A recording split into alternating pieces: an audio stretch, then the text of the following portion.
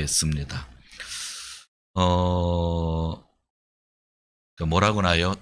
그 자부심을 갖는다고 하는 것은 상당히 중요한데, 자존심이 센 것과 자긍심, 자부심을 갖는 것과는 좀 틀릴 수 있는데, 아침에 그런 생각이 났어요. 광고를 하면서 하나를 더 하고 싶었는데, 우리의 모습을 보면 일본 교회가 수천 개 있잖아요. 한국 교회도 동경에 참 많이 있는데, 성도님이 교회 출석하는 거, 세리교인들 수, 또 교회에 이렇게 재산이 있어서 임대하지 않고 예배드릴 수 있는 교회, 그냥 외적인 것을 놓고 보면 사실은 전국에 있는 교회의 10분의 1 안에 들어오는 교회가 저희 교회입니다. 자랑을 하고 하는 것이 아니라 자부심을 가지라고요. 만약 우리의 교회 모습을 보며 우리가 부족하다고 하면 아마 하나님이 화내실 것 같아요. 전국에 100개 있는 교회 중에 한 10개 교회 안에 우리가 들어온다고 하면 행복한 거잖아요. 그렇죠? 그래서 자부심을 갖고요. 여기 있는 성도님들을 제가 보는데 성도님들 한 분 한 분이 다 능력 있는 분들이에요. 정말 크리스찬 중에 10분의 1 안에 들어오는 엘리트들이 저희 교회에 다 있으셔요. 교만하지 말고 자부심을 갖는 거예요. 여기는 목사요. 제가 꼴찌라고 하면 거짓말이 되니까 저도 여러분들과 함께 10분의 1 안에 들어올 수 있는 뭐라고 나요? 모습으로 경험을 해오고 왔어요. 그런데 한 가지 우리가 반성해야 될 것은 있어요. 예수님만 바라볼 수 있는 신앙심, 사람마다 다 틀린데 제가 담임 목사로서 몇 년 일하다 보니까 이것은 10분의 1 이하일 수도 있겠다는 생각이 들었어요. 그러니까 저희가 자부심을 갖는 것도 있지만 반성해야 될 것이 있고, 이 반성해야 될 것을 앞으로 끌어올리는 것이 저희 교회의 과제라고 생각합니다.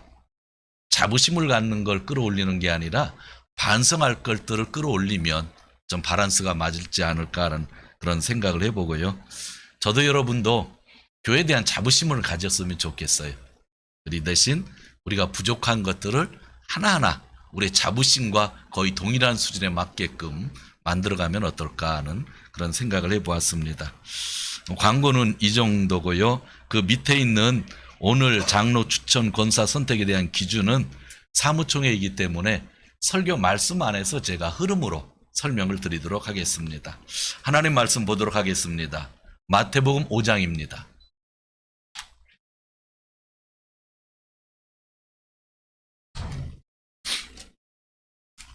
마태복음 5장 3절에서 12절 3절에서 12절 오늘도 교독을 하겠습니다. 제가 한 절, 여러분 한 절. 마음이 가난한 사람은 복이 있다. 하늘나라가 그들의 것이다.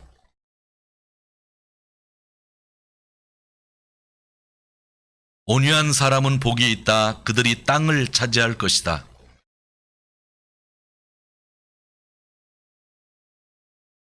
자비한 사람은 복이 있다. 하나님이 그들을 자비롭게 대하실 것이다.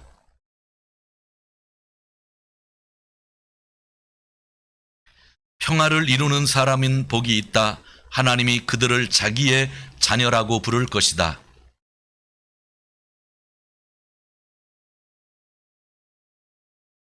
너희가 나 때문에 모욕을 당하고 박해를 받고 터무니없는 말로 온갖 비난을 받으면 복이 있다.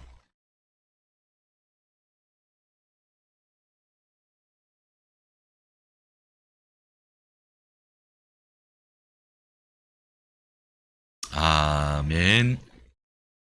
오늘은 1년에 한 번 있는 교회 총회의 날입니다. 온라인으로 이 예배에 참석하신 분 가운데 본교회 세례 교인이 아닌 분들에게는 딱딱한 말이 나올지 모르지만 오늘은 함께 주님이 세우신 교회를 이해하는 시간이 되었으면 합니다. 사무총회 때 늘 예배를 드리고 설교가 있기 때문에 오늘은 그렇게 할 수 없어서 사무총회에 대한 설교와 함께 오늘 말씀을 살펴보려고 합니다. 교회에도 정치 제도가 있다고 합니다. 처음 들어보시는 분도 있고 들어보신 분도 있을 거예요. 보통 세 가지입니다. 감독제가 있습니다. 가톨릭이든지 루터교회 같은 곳, 감독제. 오늘날 순복음교회도 감독제 비슷합니다. 대부분의 일을 감독인 목사가 정합니다. 두 번째, 장로제가 있는데 여기서 장로대는 장로님을 얘기하는 게 아니라 목사와 장로. 목사도 장로라고 합니다. 그래서 목사와 장로가 상의하는 제도. 세 번째는 회중제가 있습니다. 회중제, 일본의 옛날에 일본 조합교회 같은데 이번 일본 기독교 교단 안에 그러한 교회들이 많이 있고 침례교 같은데 회중제입니다. 회중이 다 결정을 합니다. 이렇게 각 교회마다 성경적으로 이것이 옳다고 하면서 선택하는 정치제도가 3개가 있죠. 근데 우리는 기독교 대한선결교회라는 교단 이름을 가졌지만 일본이고 또 한 가지 선교지이고 여기에 오시는 분들이 교단 배경 상관없이 오시기 때문에 또 특별한 상황 속에서 정치 제도를 가져야 합니다. 그래서 저희는 책임여고회를 운영하고 있는 것입니다. 우리가 오해해서는 안 되는 것이 있습니다. 장로의 직분, 권사의 직분은 계급이 아닙니다. 그래서 교회 운영에 있어 장로, 권사의 직분이 책임여고회를 넘어설 수가 없습니다. 오늘은 직분자를 세우게 됩니다. 아마 수십 년 만에 세우는 그런 직분도 있습니다.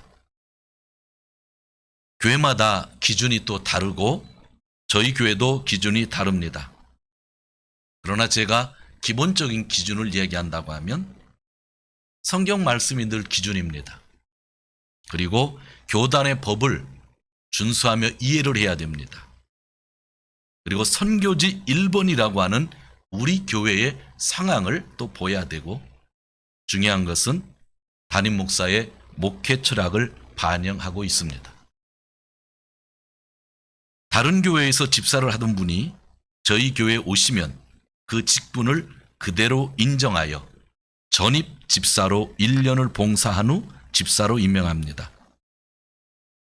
듣기에 따라선 다른 용어가 되지만 우리 교회에서 쓰는 전입 집사의 명칭은 차별 용어가 아니라 우리 교회가 당신을 존중합니다라는 용어입니다. 다른 교회에서 권사의 직분을 가졌던 분이 전입을 하면 그분을 협력 권사로 1년 정도 봉사하게 하면서 그 직분을 인정하고 심우하게 합니다. 몇 년 전에 한국에 있는 동기 목사가 하나님의 부름을 받았습니다. 사모님이 참 좋으신 분인데 너무나 마음이 아팠습니다. 사모님이 섬겼던 교회를 떠나 다른 교회에 가서 신앙생활을 하신다는 이야기를 들었습니다. 등록을 하면 자기 소개를 해야 되는데 사모는 직분이 아니니까 소개할 때 사모라 쓸 수가 없는 겁니다. 그렇다고 세례 교인이라고만 하기도 어색을 합니다. 교회를 섬기며 장로보다도 권사보다도 더 많이 수고했고 기도하며 살았는데 다른 교회 가니 그 경험을 살려 봉사할 수 있는 길이 없는 겁니다. 그래서 저희 교단법에는 담임 목사와 7년 이상 목회를 도운 사모를 권사로 세워도 된다고 하는 법이 생긴 겁니다. 목사 부인을 사모라 부르는 습관은 아마 한국만이 가지고 있을 겁니다. 일본 교회는 그렇게 부르지 않죠. 그러기에 권사로 취임받았다고 권사님 하지만 안 되는 겁니다. 그냥 사모님입니다. 그러나 제가 죽으면 그때부터 권사라고 부르시면 됩니다. 그리고 제가 은퇴하면 은퇴한 목사 부인을 사모라고 부르지 말고 권사라고 부르는 겁니다. 그래야 교회의 질서가 서는 겁니다. 교회의 목적은 예배, 선교, 교육입니다. 저는 장로 권사를 세울 때 이 부분을 마음에 담습니다. 첫 번째, 예배. 본 교회의 주일 예배에 충실하고 있는가? 두 번째, 선교. 세상에서 선교적 삶에 관심이 있고 교회에서는 각종 헌금을 하되 선교 헌금을 하고 있는가. 셋째, 교육. 성경 통독학교를 하고 있는가, 중보 기도학교를 하고 있는가입니다.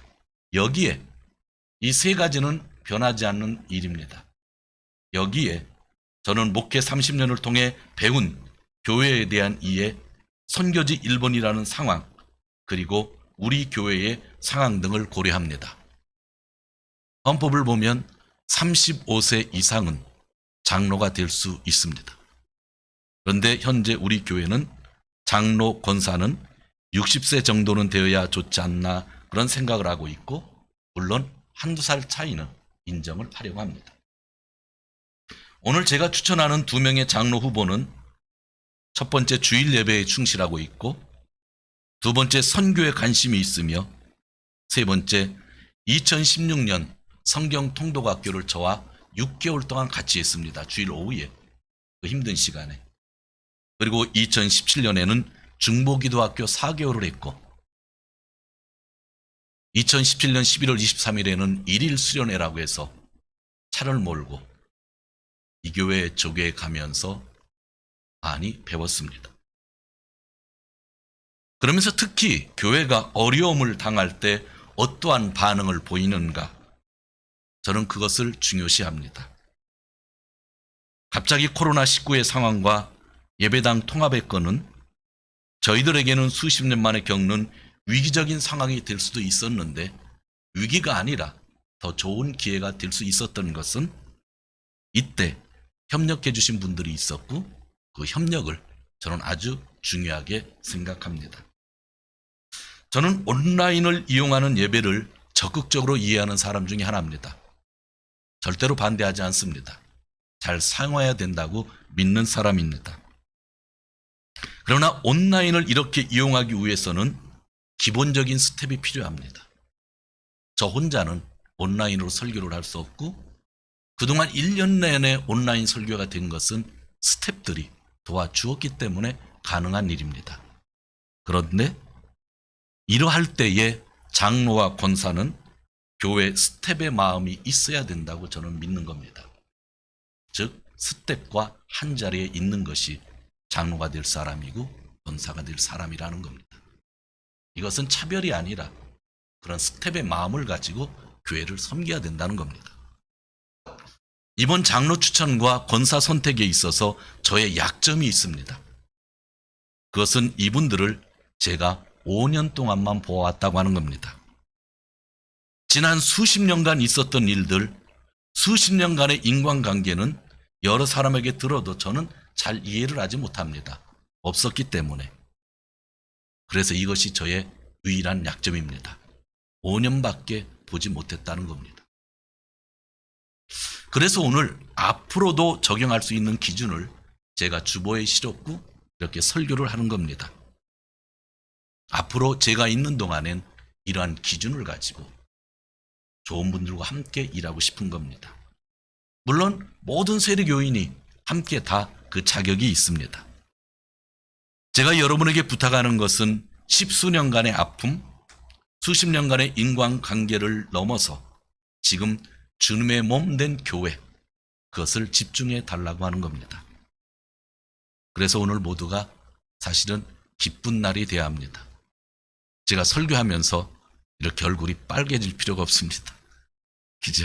사실은 기쁜 날이 돼야 되는데 이런 설교를 처음 하다 보니까 뭐라고 이제 얼굴이 달아오르는 것 같습니다. 방송으로 안 나가면 좋은데 방송 나가면 평생 빨간 얼굴만 나올 것 같아서 지금 걱정이 되기도 합니다. 사람들의 공로를 인정하기에 추천하며 선택하는 것이 아닙니다. 이 교회에 여러분의 도움이 좀 더 필요하기 때문에 부탁을 드리는 겁니다. 크리스천들이 예배 참석하고 11조와 헌금을 하고 교육을 수년 동안 받은 것은 공로가 될 수 없습니다. 또 한 교회에서 오랫동안 있었다고 우리는 주인처럼 행동할 수도 없는 것입니다. 우리 모두는 무익한 종인데 주님의 일을 협력하기 위하여 이 자리에 있는 것입니다. 오늘 조금 전에 읽은 마태복음 5장 3절에서 12절의 팔복을 모르는 분은 없으실 것입니다. 예수님은 오늘 이 아침에 우리에게 어떤 사람이 복이 있다고 말씀하고 있습니까? 순서는 제가 바꿨는데 8가지를 먼저 얘기해 봅니다. 마음이 가난한 사람이 복이 있다고 하고요. 슬퍼하는 사람이 복이 있다 하고, 의에 줄이고 의에 목마른 사람이 복이 있다 하고, 의를 위해 핍박을 받는 사람이 복이 있다고 합니다. 온유한 사람, 자비한 사람, 마음이 깨끗한 사람, 평화를 이루는 사람이 복이 있다고 합니다. 여러분, 오늘 말씀을 잘 읽으셔야 돼요. 예수님은 복 받으라 하지 않았어요. 목사들은 설교하면서 예수님도 하지 않은 말을 해요. 복 받아라 그러잖아요. 그럼 여러분들 아멘 하죠. 아멘도 그냥 아멘 하나요? 아멘 하잖아요. 근데 예수님은 복 받으라 그렇게 하지 않으셨어요. 그래서 목사도 여러분에게 복 받으라고 선언하면 안 되는 거예요. 이러한 사람이 복이 있다 하면서 스스로 복된 길을 갈 수 있도록 스스로의 의지로 신앙으로 나갈 수 있는 길을 우리에게 알려준 겁니다. 즉 기복이 아니라 내가 복이 있다는 것입니다. 내가 복이고 내가 복을 이미 가지고 있는데 기복신앙을 가지는 것이 얼마나 지혜롭지 못한가를 우리는 깨달아야 합니다. 이 팔복은 그러한 의미에서 우리에게 주신 것입니다. 그런데 가끔 공부하다 보면 신학자들이 구복을 이야기합니다. 팔복을 강조하면 중국군들이 좋아하실 것 같고, 구복을 강조하면 절의 스님들이 좋아할 것 같습니다. 그런데 신학자들은 팔복이 아니라 구복이 있다 얘기합니다. 이따 성경 읽어보세요. 복이 9번 나옵니다. 그래서 구복이라고 얘기를 하죠. 11절은 우리 한번 같이 읽도록 하겠습니다. 5장 11절 시작. 너희가 나 때문에 모욕을 당하고 박해를 받고 터무니없는 말로 온갖 비난을 받으면 복이 있다. 이게 9번째 나오는 복입니다. 저주의 말을 직접 들었다. 조직의 박해가 참 무섭다는 것을 알았다. 터무니없는 말로 온갖 비난을 받는다. 그때 너는 복이 있다라는 겁니다. 이러한 상태에서 내가 복이 있다고 하신 예수님의 말씀, 여러분 어떻게 생각하십니까? 저는요, 제 경험으로 이런 일이 있었을 때에 제일 많이 읽었던 성경이 어딘지 아세요? 시편입니다. 시편 읽으면요, 진짜 3분의 1 이상이 막 저주 같은 시예요. 그걸 읽으면요 시원합니다. 거기다 사람 이름까지, 미운 사람까지 넣고 읽으면 딱딱 맞아요. 얼마 전에 친구랑 통화를 했는데 배목사 요즘 시편이 너무 좋아 그러더라고. 그래서 누구 이름 넣고 있구나 제가 생각을 했습니다. 이런 상태에서 예수님은 내가 복이 있다는 거예요. 네가 복이 있다는 거예요. 살다가 너무 힘들어서 복이라는 단어를 찾기 시작했는데 예수님은 힘든 것이 복이다 하신 거예요. 그리고 12절 제가 읽습니다. 그때 너희는 기뻐하고 즐거워하라. 하늘에서 받을 너희의 상이 크기 때문이다.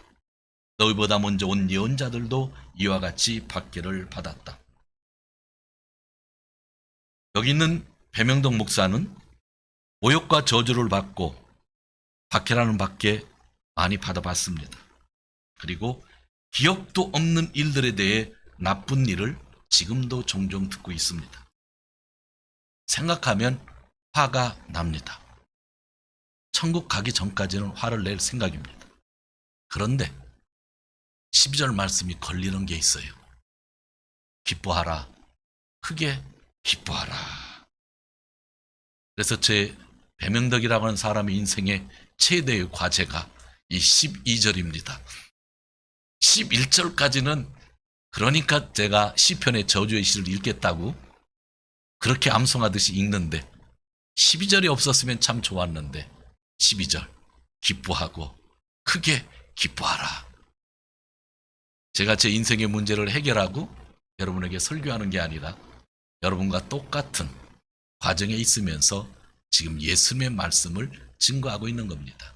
제 경험을 이야기하고 있는 것이 아니라 예수님이 이렇게 말했다고 하는 것을 전하고 있는 것입니다. 그런데요, 감사할 거 하나 있어요.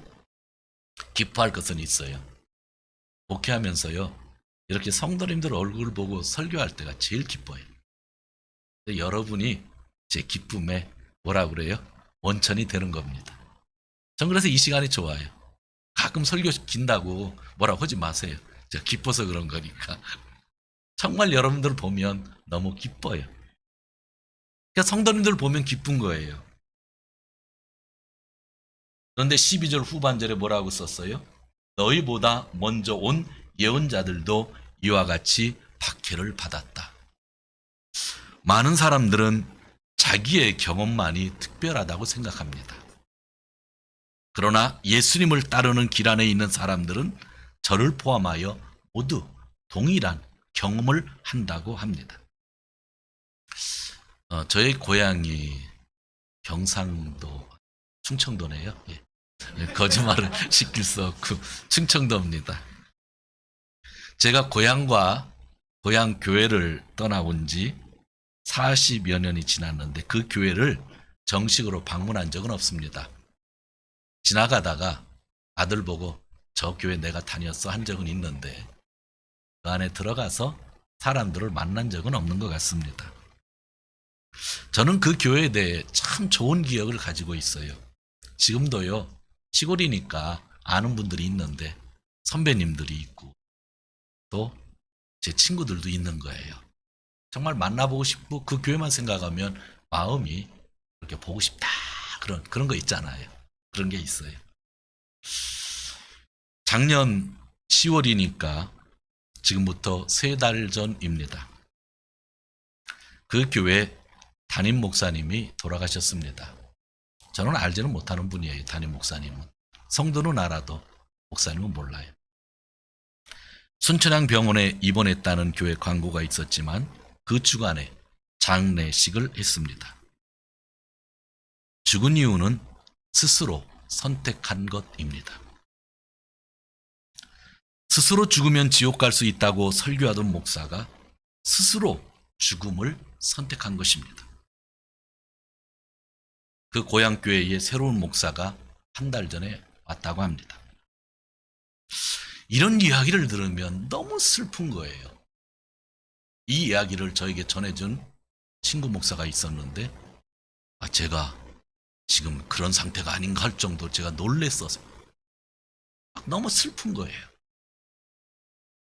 교회를 생각해도 슬프고 목사님 가족을 생각해도 슬픈 거예요. 그런데 오늘 아침 예수님이 팔복을 얘기하면서 뭐라고 하셨어요? 슬퍼하는 배명덕이 복이 있다 말씀하신 거예요. 슬퍼하는 여러분이 있다 하신 거예요. 사랑하는 성도 여러분, 분명한 것 하나를 이야기합니다. 오늘은 이 아침에 예수님께서 담임 목사인 저도, 저의 가족도, 여러분도, 또 여러분의 가족도 복이 있다 하고 알려주시는 겁니다. 특히 이 세상 일부의 사람들은 나를 모욕하고 저주하고 나를 할 수만 있으면 나쁘게 하고 일이 잘 되면 망했으면 좋겠다고 생각하는 사람들이 있을 수 있지만 예수님은 오늘 이 아침에 우리가 복 있는 사람이라고 선언하고 계시는 겁니다. 예수님을 위해 산다고 하는 것이 무엇일까요? 내가 복이며 내가 복을 가지고 있다는 것을 믿으며 기쁨을 마음에 담고 기뻐하고 사는 생활이죠. 다시 반복합니다. 내가 복이고 내가 복을 가지고 있고 그 기쁨을 마음에 담고 사는 생활이 예수님의 말씀을 지키며 사는 생활입니다. 마지막으로 마태복음 5장 설교를 하면서 오늘 시간이 짧기 때문에 8가지 복, 9가지 복을 전부 살펴볼 수가 없었는데 자꾸 마음에 걸려서 3절 한 구절만 더 보려고 합니다. 맨 처음에 나오는 구절인데 5장 3절 같이 읽겠습니다. 시작.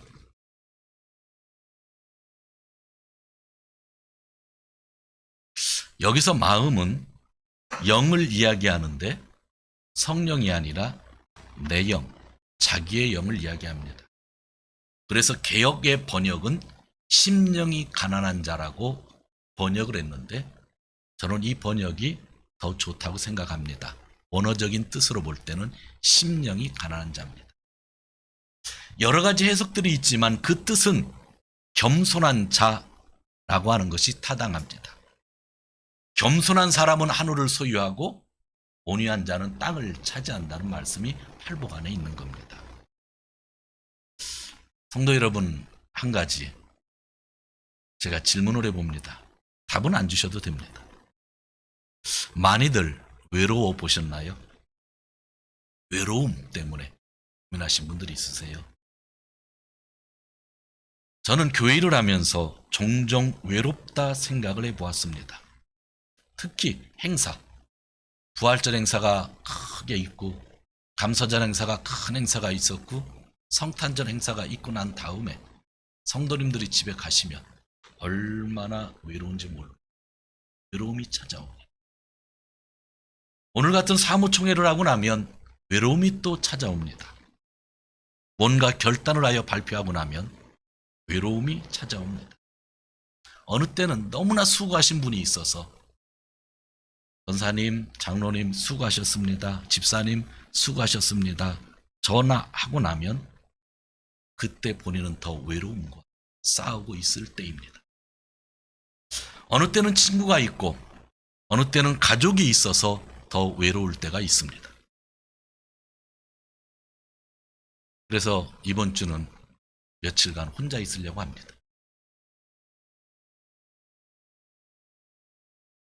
여러분, 외로움이라고 하는 단어에는 반대말이 없다는 거 아세요? 모든 말에는, 단어에는 반대말이 있는, 외로움에는 반대말이 없습니다. 사람들은 외로움이 심해지면 절망을 합니다. 그 절망의 결과는 여러 가지로 나타날 수 있는 거 잘 아시죠? 예수님의 최고의 성품을 우리는 겸손이라고 합니다. 겸손을 어떻게 배울 수 있을까요? 저는 이 아침에 마지막으로 분명히 말씀을 드립니다. 정말 힘든 외로움이지만 이 외로움을 통하여 겸손을 배우는 겁니다. 외로움을 한 번도 느끼지 못한 사람들은 절대로 겸손을 배우지 못합니다. 외로움을 경험했던 자가 겸손을 배우는 겁니다. 오늘 예수님이 심령이 가난한 자는 외로움을 경험하는데 그 외로움 속에서 그 영이 겸손해진다 말씀하시면서 마음이 가난한 자가 복이 있다고 하는 겁니다. 겸손한 자가 복이 있는데 이 겸손은 그냥 떨어지는 것이 아니라 외로움을 겪었던 사람만이 겸손할 수 있는 겁니다. 그 외로움은 절망으로도 갈 수 있지만 그 외로움은 겸손으로 갈 수 있는 길입니다. 겸손은 책을 읽어서 되는 게 아닙니다. 겸손은 성경을 100번 읽었다고 되는 것이 아닙니다. 겸손은 여기 와서 10일간 금식기도 했다고 겸손이 주어지지 않습니다. 40일 금식한 권사님들이 제일 싸납잖아요. 성경을 백독한 장로님들이 제일 거칠잖아요. 그런 게 우리는 많이 경험해 봤습니다. 겸손은 거기서 오는 게 아니에요. 정말 외로움 속에서 인간들이 겸손을 배우는 거예요. 그래서 팔복의 시작을 예수님이 하시면서 심령이 가난한 자가 있다 하신 거예요.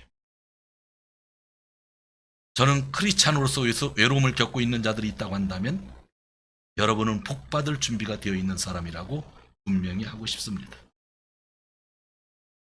주님의 복을 기억하며 오늘도 저와 여러분이 기쁨으로 사시는 귀한 성도들 되시기를 주님의 이름으로 축원드립니다.